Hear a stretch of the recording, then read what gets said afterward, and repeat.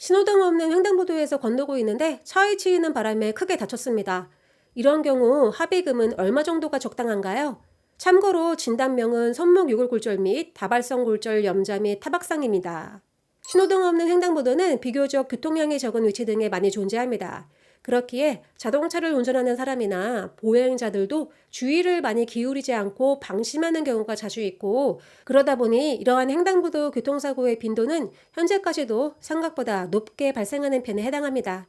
그렇기에 보행자분들은 횡단보도 내 보행이라 할지라도 좌우 방향을 각별히 살피고 주의하셔서 불시에 유발되는 교통사고를 예방하고 자신의 안전에 만전을 기하는 것이 건강하게 살아가는 방법 중 하나라 할 것입니다. 신호등 없는 횡단보도 교통사고 과실은 어떻게 적용되며 합의 방법은 무엇일까요?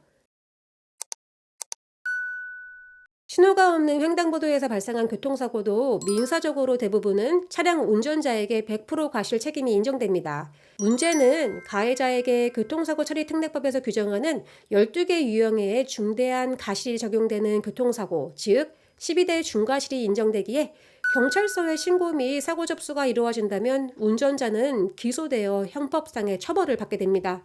물론 사고 당시 피해자의 상해 정도에 따라 조금씩 그 정도의 차이는 발생하지만 중상해 골절 등의 피해를 입힌 경우라면 되도록 가해 차량 운전자는 피해자와 형사 합의를 보도록 노력하여 가해자 자신의 처벌 수위를 낮추도록 노력해야 할 사안이 발생하겠습니다.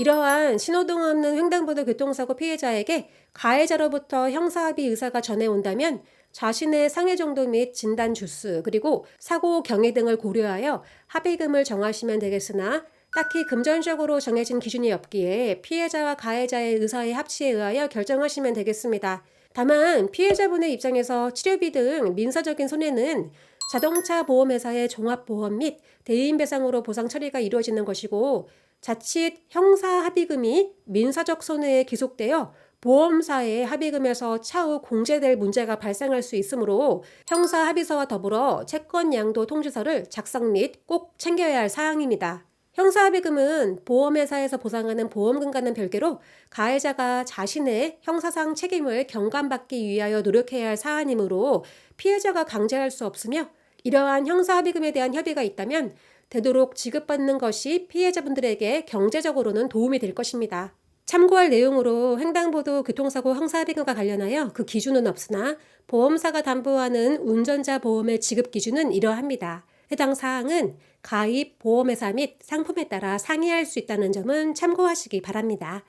피해자의 진단명 및 상해 정도에 따라 많은 부분이 달라지겠으나 다리 골절 등으로 수술 치료까지 받게 된다면 당사자는 자신의 건강부터 챙겨야 할 것이기에 장기적인 플랜으로 통원 및 재활 치료에 힘써야 합니다. 그렇다면 횡단보도 교통사고에 의해 다쳤을 때 합의금 산정 시 알아둘 점은 무엇일까요? 보험사에서 처리하는 보상 문제 중 신호등 없는 횡단보도의 교통사고 합의금 보상도 여타의 사고들과 별다른 차이는 없겠습니다.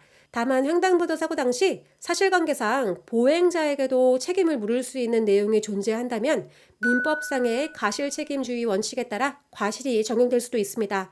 만약 자신이 해당 교통사고 발생에 기여한 사실이 없는 상황에서 보험사가 피해자 과실을 언급한다면 경찰서에서 사고 접수 발급이 가능한 교통사고 사실 확인원을 참고하여 시시비비를 가려봐야 하겠습니다. 횡단보도 사고에서 비교적 많이 다치게 되는 부위가 손목 유골골절이 있는데, 모든 골절 진단이 그러하듯 손목골절도 얼마나 빠르게 뼈가 붙는가가 관건이며, 수술 치료 후 3에서 5개월의 재활 치료가 이루어졌다면 합의금에 대한 세부 사항들을 알아보시고 준비하셔야 할 것입니다.